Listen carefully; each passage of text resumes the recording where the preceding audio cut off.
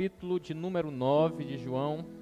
Vamos ler do versículo de número 1 até o versículo de número 12. Vamos ler o texto que diz assim: Caminhando Jesus viu um homem cego de nascença. E os seus discípulos perguntaram: Mestre, quem pecou, este ou seus pais, para que nascesse cego? Respondeu Jesus: Nem ele pecou, nem seus pais, mas foi para que se manifestem nele as obras de Deus. É necessário que façamos as obras daquele que me enviou enquanto é dia.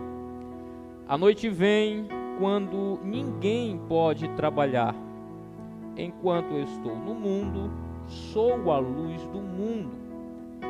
Dito isso, cuspiu na terra e, tendo feito lodo com a saliva, aplicou aos olhos do cego, dizendo-lhe: Vai, lava-te no tanque de Siloé, que quer dizer enviado. Ele foi, lavou-se e voltou vendo. Então os vizinhos e os que dantes o conheciam de vista como mendigo perguntavam: Não é este o que estava assentado pedindo esmolas? Uns diziam: É ele. Outros: Não, mas se parece com ele.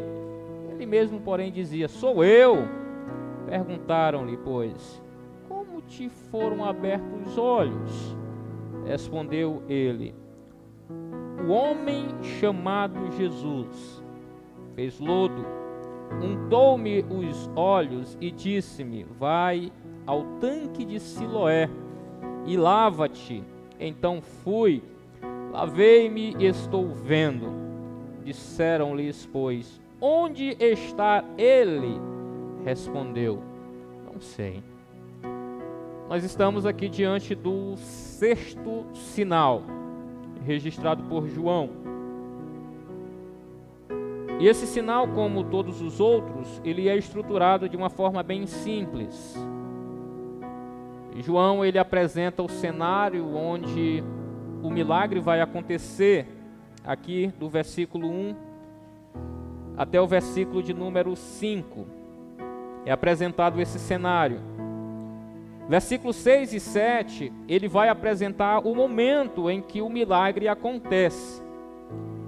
E a partir do versículo de número 8 até o versículo de número 41, ou seja, o restante de todo esse capítulo, João vai apresentar o impacto que este milagre gerou na vida daquele jovem que foi curado, na vida dos seus vizinhos e amigos, na vida dos seus pais e na vida dos religiosos daquela época.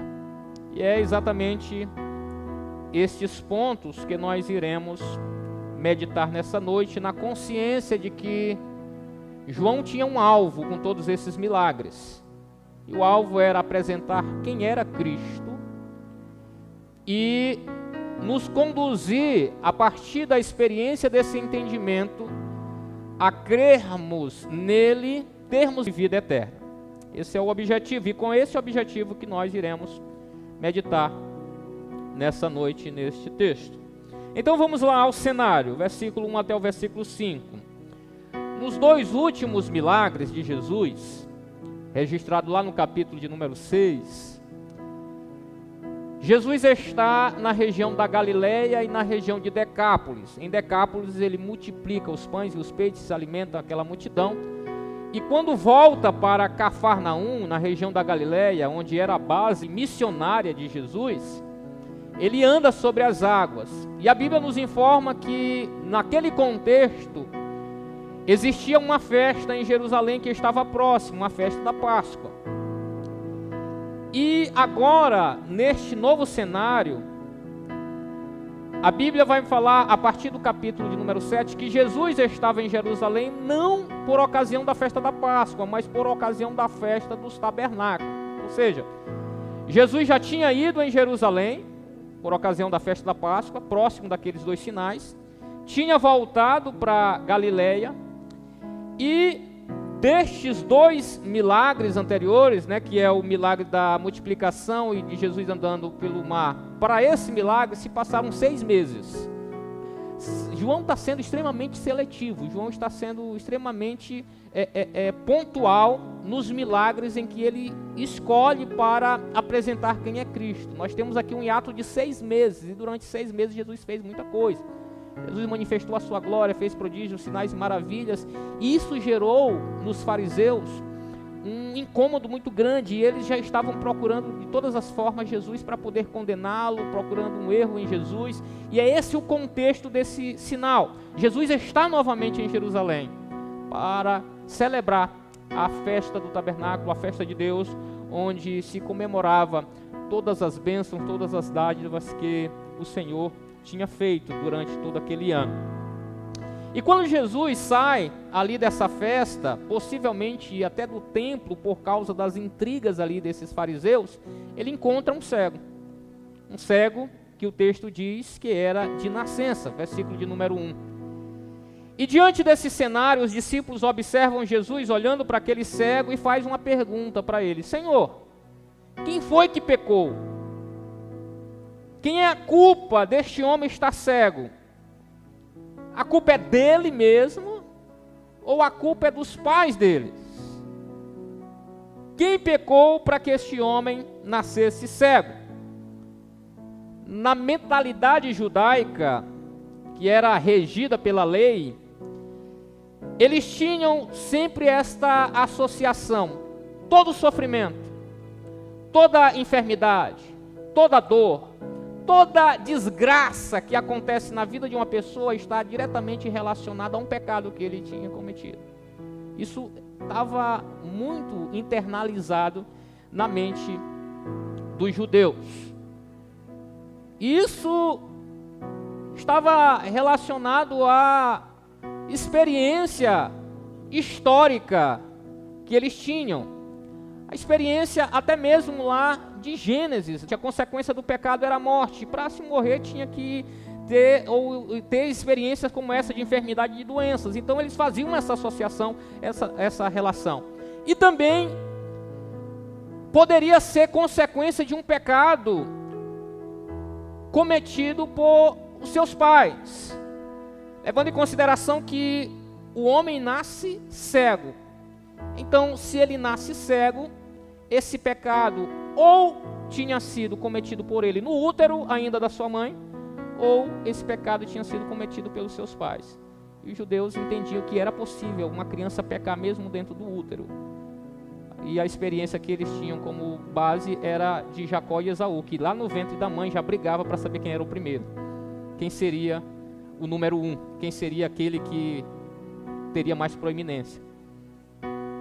Eles também entendiam que quando uma mãe grávida ia até os templos pagãos e ali comiam comidas sacrificadas a ídolos ou fazia algum ritual nesses cultos, os filhos que estavam nos seus ventres também eram de alguma forma infectados, né, e poderiam nascer pecadores, ou já nasciam pecadores, e por consequência desse ato da mãe, ele viria a ter ou ser um transgressor da lei, e como consequência disso ter algum tipo de enfermidade, ter algum tipo de sofrimento.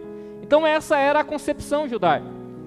E é interessante que Jesus vai tirar o foco da ênfase desta tradição judaica dos discípulos, ele vai tirar as razões humanas desse sofrimento e vai levar os discípulos a enxergar na enfermidade todo um propósito divino. Nem ele pecou, nem seus pais, mas foi para que a obra de Deus fosse revelada na vida dele. Como se Jesus estivesse dizendo: ninguém tem culpa por ele estar nessa situação. Não foi ele quem pecou, e nem o seu pai pecou. Ele está nessa situação porque Deus assim quis. E o propósito pelo qual Deus assim quis é para manifestar a sua obra, ou manifestar a sua glória, para manifestar o seu poder na vida dele e se revelar a ele. Nós sabemos que a glória de Deus, já estudamos aqui no prólogo, surpreendentemente é a graça, a misericórdia e a bondade do próprio Deus. Por que aquele homem estava doente? Por que aquele homem sofreu daquela cegueira durante toda a sua vida? Porque Deus assim quis. Com que propósito? Para manifestar a sua misericórdia, a sua graça e se revelar para aquele homem. Nós aprendemos aqui que nem sempre o sofrimento, nem sempre as tragédias da vida, nem sempre a dor, nem sempre aquilo que passamos nesta vida e que nos leva a penúrias, a lamentos, está relacionado a uma correção, a um castigo divino. Mas pode estar relacionado a uma revelação do próprio Deus, a um propósito de Deus para se revelar. Deus permite muitas das vezes o sofrimento. Deus permite muitas das vezes situações como estas para trazer o homem para mais perto dele, para se revelar, para manifestar o seu poder, para manifestar a sua glória. Nós precisamos também analisar e entender que aqui Deus se mostra de forma totalmente soberana. E como Ele é soberano, Ele faz o que Ele quiser, com quem Ele quiser, da maneira que Ele quiser. E nós não podemos questionar os santos e justos atos de Deus. Porque diante de situações como esta, muitas das vezes nós somos levados a uma pretensão de acharmos que somos mais justos, mas muitas das vezes bondosos do que o próprio Deus. Ou como é que Deus permite uma coisa dessa? Como é que Deus faz um negócio desse?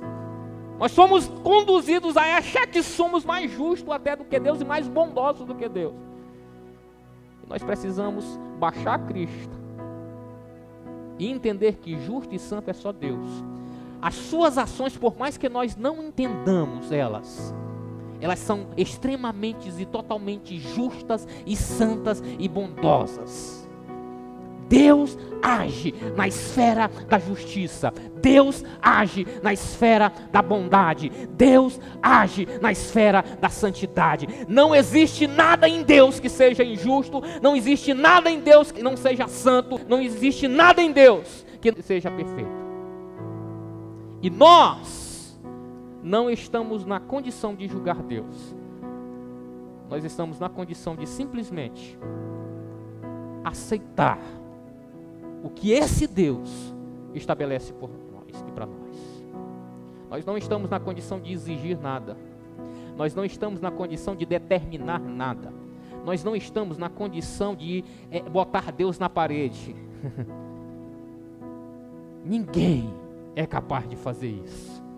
Ele é que é Deus. Ele é que é Senhor. E Ele cuida e age com o barro da forma que Ele quiser. Se quiser quebrar, Ele quebra o barro e faz novamente para o louvor da sua glória. E é isso que nós entendemos com esse relato inicial, com esta apresentação, com esse cenário apresentado. Depois que o cenário é apresentado e tudo isso é esclarecido, então Jesus vai realizar o milagre, versículo de número 6. E de uma forma surpreendente, Jesus faz algo que ele ainda não tinha feito até aqui. Todos os outros milagres são feitos a partir de uma ordem, de uma palavra, a partir de um comando. Agora, Jesus vai curar aquele cego de uma forma diferente. Ele cospe no chão, no barro, faz um barro, faz um lodo, pega aquele lodo, coloca nos olhos do cego e manda o cego se lavar lá no tanque de Siloé. O cego vai, obedece e o milagre acontece. A Bíblia diz que quando ele se lava no tanque, ele vem curado, ele volta vendo. Para que entendamos esse sinal, é necessário levarmos em consideração algumas implicações da natureza desse milagre. Primeiro, a maneira que Jesus faz esse milagre faz alusão a Gênesis 2:7. Já que Deus fez o homem do barro do pó da terra. Jesus, em um ato de criação, usa o pó, o barro novamente, para fazer os olhos daquele homem que de certa forma não tinha olhos. E com esta atitude, ele evoca o Antigo Testamento se assemelhando a Deus. Porque no Antigo Testamento, quem trouxe à existência aquilo que não existia do nada, do pó da terra, foi Deus. E ele agora está fazendo a mesma coisa. Pegando no barro, manipulando o barro e gerando vida, gerando visão. A segunda implicação que nós precisamos levar em consideração está relacionada à tradição judaica.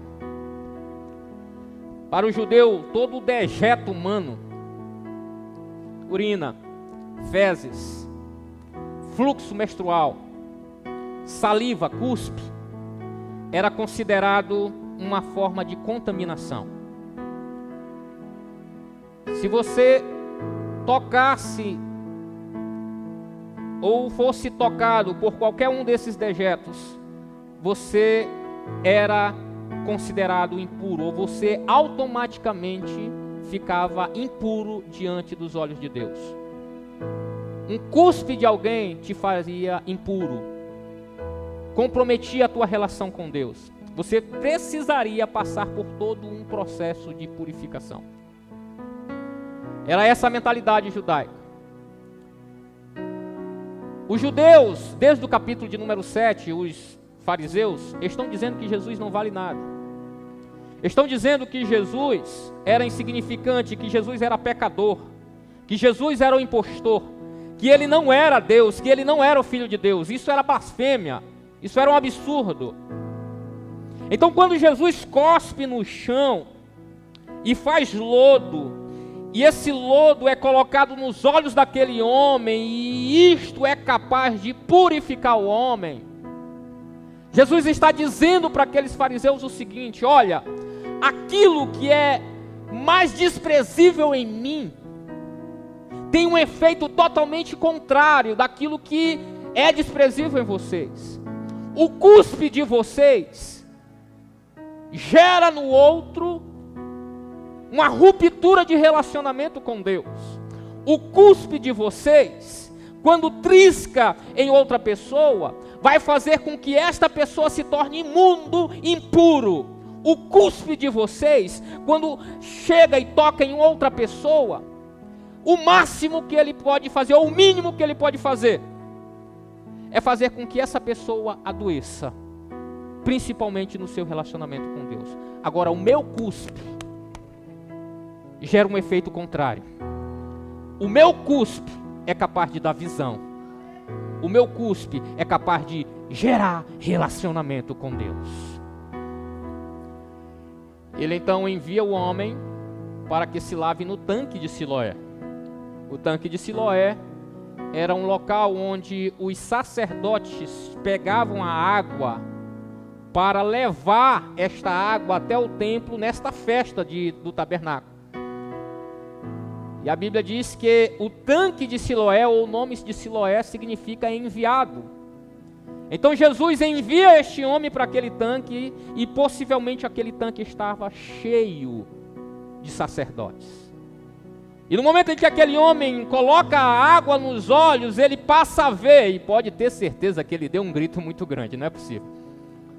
Pode ter certeza que ele externou a sua alegria. Eu estou vendo, o homem tinha, possivelmente, a história paralela à Bíblia diz que ele tinha 40 a 45 anos, e 45 anos cego.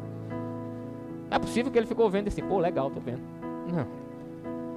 Possivelmente ele deu um grito muito grande, ele externou toda a sua alegria, até mesmo a sua surpresa em poder estar vendo. E os sacerdotes iam fazer uma pergunta lógica para ele: quem foi que te curou? Partindo do princípio que se a cegueira é uma maldição divina, se você estava doente por causa de um pecado, porque essa era a concepção, se você estava cego porque Deus te amaldiçoou, somente Deus pode revogar a sua própria maldição. Então, o que ia acontecer? Eles iam perguntar: quem te curou? Ele vai dizer: Jesus. Os sacerdotes, logicamente, iam entender: se esse Jesus, a partir do seu cuspe, tem poder de trazer visão ao cego, ou seja, revogar uma própria maldição de Deus, só tem uma coisa a se concluir: Ele é Deus, porque somente Deus revoga uma maldição que Ele mesmo dá. Era esse o propósito de Cristo: fazer com que aquele homem já se tornasse uma testemunha de quem Ele é. Então, juntando todas essas informações, nós somos conduzidos à mensagem do milagre. E a mensagem desse milagre é a seguinte: Jesus é o verdadeiro enviado de Deus. Ele é a luz do mundo que ilumina os olhos dos homens, para que eles enxerguem um caminho em direção a Deus. Ele é o Siloé, Ele é o enviado, aquele que pode curar o homem da sua cegueira e conduzir este homem a enxergar a luz, e enxergando a luz, seja conduzido à experiência de um relacionamento com Deus. No versículo de número 5 e no versículo de número 12 do capítulo de número 8, Jesus vai explicitar essa mensagem do sinal, quando ele vai dizer: eu sou a luz do mundo, aquele que me segue não andará em trevas, mas terá a luz da vida. Eu sou a luz. Se alguém é iluminado por mim e é conduzido a me enxergar, este alguém será conduzido a ter a luz da vida. E a luz, na teologia de João, se refere a Deus. João vai dizer por várias vezes: Deus é luz e nele não há trevas. Então, o que João está mostrando aqui a partir desse sinal é que Jesus é o enviado de Deus, que abre os olhos do homem, fazendo com que ele enxergue o caminho verdadeiro, que é o próprio Cristo, e uma vez enxergando esse caminho verdadeiro, ele terá relacionamento pleno, relacionamento completo com o Pai. Queridos, o exemplo desse cego que foi curado, que foi encontrado por Jesus, ele é uma ilustração viva da nossa condição espiritual. Todos nós nascemos também nesse mesmo estado, cegos espiritualmente. No nosso estado primevo, nós vivíamos e existíamos exatamente desta forma. O nosso relacionamento com Deus totalmente comprometido. Davi vai falar que nós fomos formados em pecado e gerados em iniquidade. Essa era a nossa condição. A Bíblia vai mostrar-nos que nós éramos inimigos de Deus, estávamos debaixo da ira de Deus. Paulo, em Romanos 3, a partir do versículo de número 9, vai dizer que não existia justo que quer, nossa justiça era imundícia, nós não tínhamos condições de relacionamento com Deus, nós nem desejávamos ter relacionamento com Deus, porque nós estávamos cegos e nós não queríamos ver a luz, e nem tínhamos condições de enxergar a luz. Tudo isso devido à cegueira espiritual. Não tínhamos como caminhar, não tínhamos como enxergar a luz, não tínhamos como nos relacionar com Deus, não tínhamos nem capacidade de querer esse relacionamento. Deus então nos encontrou. Deus nos encontrou em seu amor, Deus nos encontrou em sua graça, Deus nos encontrou em sua misericórdia. Ele abriu os nossos olhos e nós conseguimos enxergar o caminho da salvação através do evangelho bendito, pregado e ensinado por Ele. Esse evangelho que nos aponta a cruz, esse evangelho que nos aponta o Calvário, esse evangelho que nos aponta a obra de Cristo e nos faz entender quem Cristo é, o enviado de Deus, aquele que veio trazer vida, aquele que veio trazer iluminação, aquele que veio trazer saúde, aquele que veio nos levar à reconciliação plena e total com Deus. Quantos aqui realmente já teve essa experiência de encontro com o Senhor? Mas a pergunta que eu quero fazer para você nessa noite é: realmente, se você teve essa experiência, será que realmente você foi curado por Deus? Será se realmente os seus olhos foram abertos? Será se realmente você enxerga a luz? Eu quero perguntar para você se realmente você foi iluminado por Deus. Será se você desfruta de um relacionamento com o Senhor? Será se realmente você é um salvo? Essa pergunta você precisa fazer para você agora. Será se realmente eu sou salvo? Será se Jesus me encontrou mesmo? Não é você que encontra Jesus, você não tem como encontrar Jesus. Será se Ele me encontrou? Será se Ele me encontrou de fato? Será se realmente os meus olhos foram abertos e eu consigo enxergar quem Jesus é? E esse enxergar me impulsiona a realidade da experiência do Deus vivo e todo-poderoso em mim?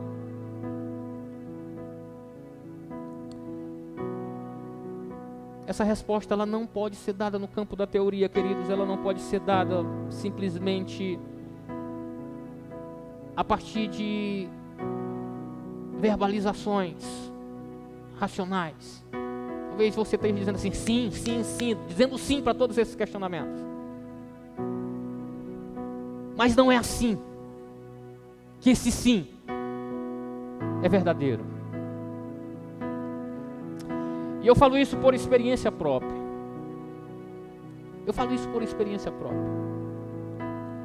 Eu desde quando me entendo por gente, desde quando eu tenho a experiência do ser vivo, e isso foi bem tarde, né? Eu só tenho noção de vida a partir dos 5 anos. Dos 5 anos para trás eu não sei o que aconteceu comigo. Eu tenho alguns flashes. Mas desde essa idade de 5 anos eu me entendo na igreja. Eu lembro das fardas dos vocais que eu cantei de infância. As gravatinhas que a gente usava. Eu me lembro que era o tempo todo dentro da igreja, participando do vocal, cantando. Eu me lembro que aos 7, 8 anos, no primeiro campo que meu pai pastoreou, eu cantava todo domingo. Eu era daqueles mesmo que cantava direto na igreja, nos outros campos também. Aos 10 anos, chegando aqui em São Luís, participando dos vocais de criança. Na minha adolescência, tocando dos 14 anos até os 24 anos, dentro da igreja o tempo todinho, tocando, participando dos cultos, participando dos eventos, fazendo tudo que se dava dentro da igreja. E eu digo com toda certeza, se Jesus tivesse vindo há 15 anos atrás, eu tinha ficado.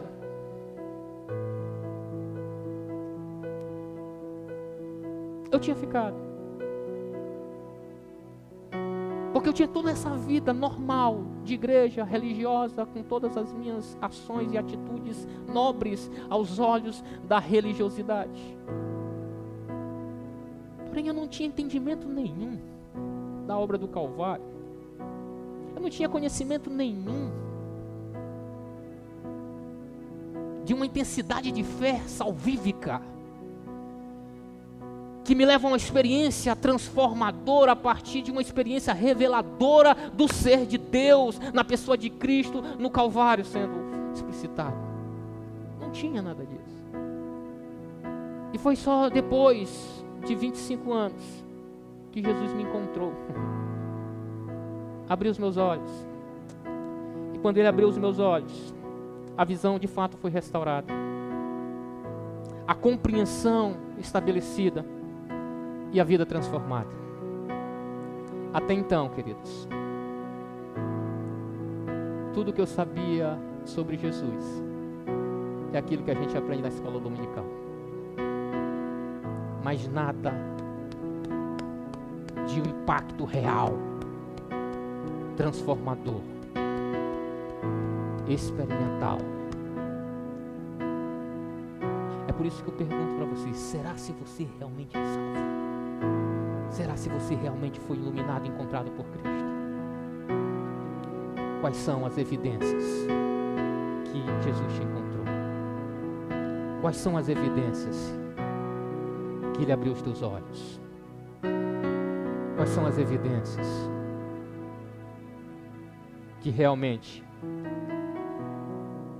a tua vida foi mudada e transformada? A partir do versículo de número 8 até o versículo 41, é exatamente isso que nós temos aqui no texto. O texto vai nos apresentar evidências de quem foi alvo do milagre de Deus e daqueles que não têm essa experiência e que acham que têm.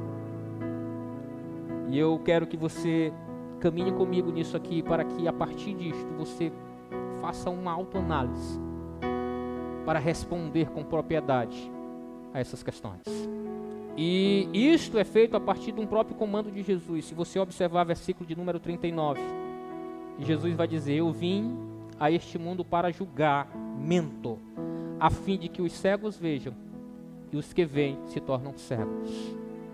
Então daqui para frente o que Jesus vai mostrar são características nessa experiência a partir de inquéritos, diálogos. Jesus vai mostrar exatamente a característica de alguém que tem vida, que era cego que agora vê, e aqueles que se acham curados, que têm visão e que são cegos. A primeira evidência, do versículo 8 até o versículo de número 12. Olha o que o texto diz. Portanto, os vizinhos e aqueles que conheciam o cego diziam: não é este mesmo um homem que costumava ficar sentado mendigando? Alguns afirmavam: é ele mesmo. Outros contestavam ou comentavam: apenas se parece com ele. Porém o cego dizia: sou eu o homem. Por esse motivo indagaram-lhe: como te foram abertos os olhos?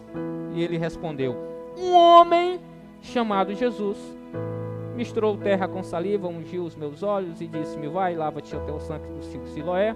Então eu fui, lavei-me e recebi a visão. Em seguida perguntaram: onde está ele? Ao que respondeu: não sei.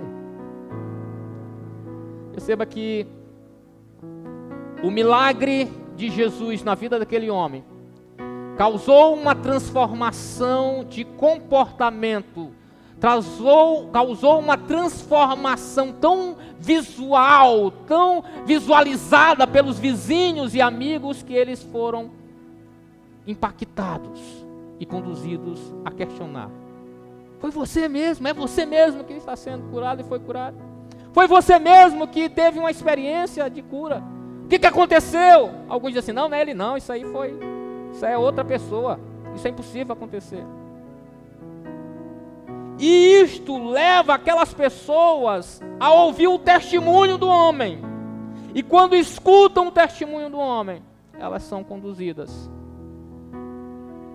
a querer conhecer Jesus. Então a primeira evidência de alguém que realmente foi iluminado por Cristo, teve um encontro com Cristo, é que por mais que o seu conceito acerca de Cristo não seja completo,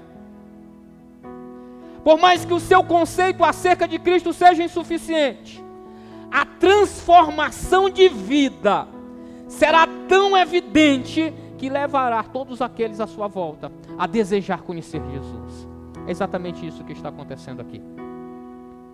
Ele não tinha uma visão correta ainda acerca de Jesus. Um homem chamado Jesus, na sua verbalização acerca de Cristo, mostra ainda a distância que ele tinha acerca de Jesus. Ele ainda não tinha encontrado Jesus, ele não sabia quem era Jesus, ele não tinha visto Jesus. A única experiência que ele tinha com Jesus, Jesus encontrando com ele, colocando o lodo e mandando, ele agora está vendo, mas ele não sabia quem era Jesus. Se Jesus passasse na frente dele, ele não saberia quem era. Então, ele tinha a experiência do milagre, mas ele não tinha uma visão ainda correta acerca de quem era Jesus. Um homem chamado Jesus. Porém, independentemente dessa visão atrofiada ainda acerca de Jesus, o testemunho de vida já era suficiente para mostrar que ele tinha sido alvo de um milagre. E essa é a primeira evidência. Quando foi que você e as pessoas na tua volta perceberam que algo mudou na sua vida? Quando foi que o teu comportamento foi mudado em antes e depois de um encontro com Jesus? Quando foi que as pessoas olharam para você e disseram assim: olha, tu está diferente, tu não é mais a mesma pessoa, teu comportamento mostra que você mudou? Quando foi que as pessoas olharam para você e disseram assim: o que aconteceu com você? Me apresenta, me dá receita, eu quero também experimentar isso. Essa é a primeira evidência de alguém que realmente encontrou com Jesus, queridos. Não tem como encontrar com Jesus e ser da mesma forma. Não tem como ter um encontro com Deus e continuar da mesma maneira. Se você vive da mesma forma como você vive desde quando você se entende por gente, você não teve uma experiência com Cristo ainda. Se nada na tua vida mudou, desde quando você se entende como por cristão, você ainda não teve essa experiência. A segunda evidência, e esta é apresentada no aspecto negativo, uma evidência de alguém que não tem esse encontro com o Senhor. A partir do versículo de número 13. Então levaram o homem que fora cego na presença dos fariseus. E era sábado quando Jesus fez aquela mistura de barro e abriu os olhos daquele cego. Então os fariseus também lhe inquiriram como recebera a visão. E o homem tornou a explicar, contou a mesma história. Ele pegou o barro, cuspiu, fez lodo, colocou nos meus olhos, mandou ir ao tanque. Versículo de número 16. Por esse motivo os fariseus alegavam: este homem não é de Deus, porque não guarda o sábado. Outros murmuravam: como pode um homem sendo pecador realizar milagres como este? Novamente houve divisões entre eles. Uma evidência de alguém que não tem um encontro com Deus, que nunca teve essa experiência com Deus, é que ele tem uma opinião acerca de Jesus baseada simplesmente na sua religiosidade, tradição, lógica, de forma totalmente natural.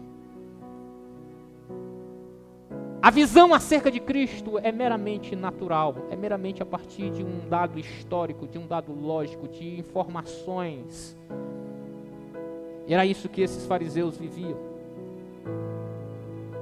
Eles viam a partir da sua experiência religiosa, e a partir dessa experiência fazia um julgamento. Ele não é de Deus, porque ele não guarda o sábado, ele é um malfeitor, ele é um pecador, mesmo diante de todas as evidências, porque não tinha os olhos abertos, não tinha revelação. Você não terá capacidade de conhecer Cristo, de conhecer a libertação, porque somente a verdade pode te libertar das tuas tradições, das tuas crendices, daquilo que você aprendeu que te aprisiona, a tua religiosidade, até que Cristo toque você. Aqueles que vivem aprisionados na religiosidade, aqueles que vivem aprisionados no seu legalismo, no seu moralismo, aqueles que vivem aprisionados nas suas tradições, a ponto de não fazer nem diferença Jesus ou não Jesus, de existir ou não existir. Tem crente que vive assim, tem muitas igrejas que a figura de Cristo não é importante, Cristo tanto faz.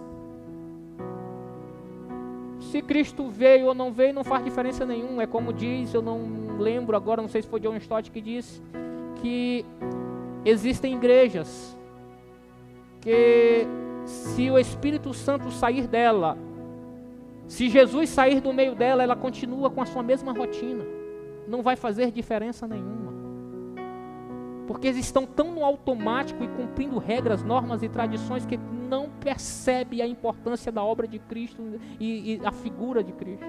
É assim que esses homens estavam vivendo.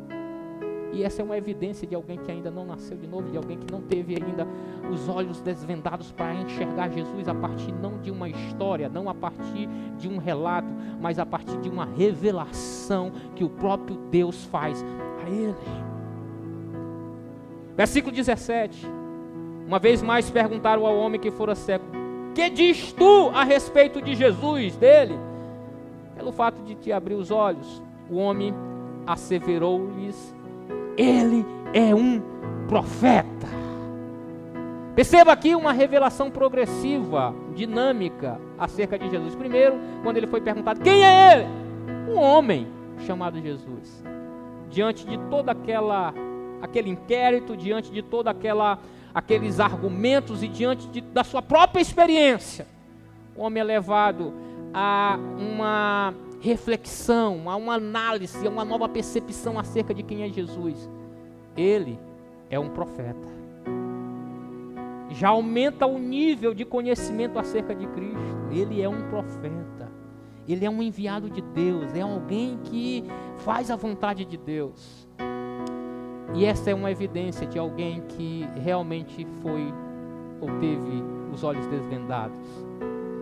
Ele tem uma experiência dinâmica e constante e progressiva acerca da revelação de quem é Jesus. Você não pode estacionar no tempo. Você não pode ficar parado no tempo. Eu sempre falo aqui, crente que passa 20 anos dentro da igreja e continua da mesma forma o seu cristianismo, que não tem experiências novas, que não tem revelação nova de quem é o Senhor através da palavra, que não tem transformação, que não tem a experiência de subir um degrau a mais na intimidade, no relacionamento com Deus. Isso é inadmissível. Alguém que vive, alguém que está vivo, alguém que tem os olhos desvendados, ele olha para a luz e quer estar mais próximo da luz, quer estar mais perto de Deus. Outra evidência, do versículo 18 até o versículo de número 23, dentro do contexto aqui do diálogo entre os fariseus e os pais dos cegos. Olha o que o texto diz: contudo, os judeus não acreditaram que ele fosse cego e havia recebido a visão, até que fosse chamar os pais daquele que recebia a visão. Então o interrogaram: é este o vosso filho, o qual vós dizeis que nasceu cego? Como então ele pode ver agora? Os pais lhes responderam: sabemos que ele é nosso filho e que nasceu cego, mas não sabemos o significado de ele estar vendo agora, e também não sabemos quem lhe abriu os olhos. Perguntai a ele, já tem idade, ele falará por si mesmo. Versículo de número 22 explica por que os pais tiveram essa reação. Versículo 22, seus pais responderam dessa maneira porque estavam com medo dos judeus, pois estes já haviam acordado que se alguém confessasse Jesus era o Cristo, seria expulso das sinagogas. Por medo de retaliação, por medo das consequências de reconhecer Jesus, esses pais negam a origem do milagre. Ser expulso da sinagoga era algo catastrófico. Ser expulso da sinagoga significava perder a honra, perder qualquer possibilidade de relação com Deus, perder a possibilidade de negociar, de ser contratado, de trabalhar, porque quando alguém na sinagoga era expulso, ele era espalhada a notícia que aquele judeu era alguém que não fazia mais parte do arraial. Era como se ele tivesse uma enfermidade, uma doença, era alguém que era jogado de lado da sociedade mesmo. Então aqueles pais que já estavam acostumados com a rotina de 40 anos do seu filho cego e já tinha toda uma vida vivida dentro da sinagoga, não queria perder aquilo. Eu disse: olha, ninguém sabe o que aconteceu, eu sei que ela é o nosso filho, mas não sei o que aconteceu. Eu não sei quem foi que curou. Por causa de uma conveniência, eles negam a natureza do milagre daqueles seus filhos. E essa é uma evidência de alguém que nunca teve uma experiência com Jesus. Eles se acovardam diante das pressões da vida. Diante de situações em que você tem que se posicionar como cristão, se posicionar como um servidor de Cristo, seguidor de Cristo. Aquele que não tem a experiência do Cristo dentro dele, aquele que não tem a experiência do milagre, ele vai negar. Ele vai fazer concessão com o mundo, ele vai renunciar, ele vai sair pela tangente. Ele vai convenientemente virar as costas para Cristo. Outra característica de alguém que não tem essa experiência, versículo 24 até o versículo de número 29. Então eles chamaram de novo o homem que fora cego e lhe ordenaram: dai glória a Deus, pois sabemos que este homem, Jesus, é pecador. Ao que ele respondeu: se é pecador eu não sei, uma coisa sei, que eu era cego e agora vejo. E novamente o indagaram: o que ele fez? Como abriu os teus olhos? O homem respondeu: eu já disse isso para vocês 2 vezes, não vou repetir de novo. Basicamente isso que ele disse. Ou por acaso vocês estão querendo ser discípulo dele também? E isso foi uma afronta muito grande para aqueles fariseus. Versículo 28. Por isto o insultaram, dizendo: tu sim és discípulo dele, mas nós somos discípulos de Moisés. Aquele que não tem a cura ou o encontro com Cristo tem uma visão de que é possível se relacionar com Deus sem Cristo. Dá glória a Deus, mas Jesus, deixa ele de lado. É possível você glorificar o Senhor, reconhece que foi Deus que te curou, reconhece que o Senhor que fez o milagre, reconhece que Deus é quem te dá a cura, mas Jesus, ele é descartável. Larga ele de mão. E assim, um crente que não teve uma experiência com Jesus, ele não entende que Jesus é suficiente na sua vida. Ele não entende que a obra do Calvário é suficiente na sua vida. Ele não entende que o que Cristo fez no Calvário é o suficiente para que ele viva uma vida em abundância. Ele vai procurar a religiosidade, ele vai procurar as tradições, ele vai procurar a conveniência, ele vai procurar o entretenimento, ele vai procurar as mandingas, ele vai procurar o legalismo, ele vai procurar o moralismo, ele vai procurar o esforço próprio, o condicionamento para agradar a Deus, porque ele entende que Jesus não é suficiente, porque a sua visão ainda está míope, ainda está cega. Mas aquele que é curado por Jesus se torna discípulo dele. Tu és discípulo de Jesus. E a palavra discípulo aqui é mártir. Aquele que tem a capacidade de morrer se for preciso por causa de Jesus. Os pais daquele homem que não tinha tido essa experiência negaram simplesmente por conveniência de estar na sinagoga. Este homem, ele começa a dizer, não, eu sou discípulo de Jesus. De fato, eu tive uma experiência com Jesus. Ele não está preocupado, por quê? Porque ele é discípulo. E um discípulo, ele está disposto a entregar a sua própria vida, se for possível, mas ele não nega o nome do Senhor Jesus. As últimas evidências. Versículo 30 a 34. O homem questionou, mais uma vez, ora isso me surpreende. Vós não sabeis de onde ele vem, e mesmo assim abriu os meus olhos. É sabido que Deus não ouve pecadores, mas todos aqueles que o adoram. E todos aqueles que fazem a sua vontade, a esse ele atende. Desde o início do mundo jamais se ouviu que alguém tenha aberto olhos de cego de nascença. Se este homem não viesse de Deus, não teria como ter feito esta obra. Então concluíram, tu nasceste em pleno pecado e pretende nos ensinar. Então agora eles fazem o quê? Expulsam o cego da sinagoga. Queridos, uma evidência de que alguém que realmente teve um encontro com Cristo é que ele dá com convicção testemunho da sua transformação. E independentemente das consequências, ele vai até o fim defendendo Cristo Jesus. Na vida cristã, nós precisamos constantemente defender a nossa fé. Defender a experiência que nós tivemos com o Senhor. E é isso que esse jovem vai fazer. E quando ele é expulso da sinagoga, quando ele é lançado para fora de todo aquele contexto religioso, Jesus vai ao encontro dele novamente. Versículo de número 35. Jesus ouviu que ele tinha sido expulso e o encontra. E quando ele encontra, ele diz, acreditas tu no Filho de Deus? O homem respondeu, quem é ele, Senhor, para que eu possa crer nele? E Jesus assegurou, tu estás vendo, é este que te fala. Então declarou o homem, Senhor, eu creio, e prostrando diante do Senhor, o adorou. Aquele que tem a experiência transformadora com Cristo e é conduzido à revelação, ele se rende totalmente ao senhorio de Cristo. Ele é conduzido a entender plenamente quem é Jesus. A princípio, quem é Jesus? Um homem. Depois, quem é Jesus? Um profeta. Agora, quem é Jesus? O Cristo. O Messias. O enviado. A experiência se encontra com a teologia.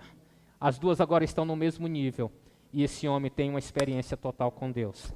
E a partir de agora, ele passa a dar testemunho completo. A partir da sua experiência e a partir de palavras. Quem é o Senhor Jesus? A nossa visão da obra de Cristo determina nossas ações. E as nossas ações demonstram se estamos na luz. Todas aquelas questões que eu fiz para você aqui nesta hora, nessa noite, perguntei para vocês, são respondidas a partir de palavras e ações.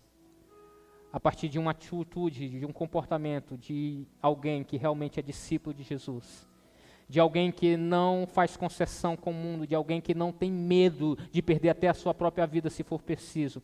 Alguém que abre mão da família, abre mão das tradições, abre mão da conveniência, mas não nega o fato de quem Jesus é para ele e aquilo que é necessário compartilhar.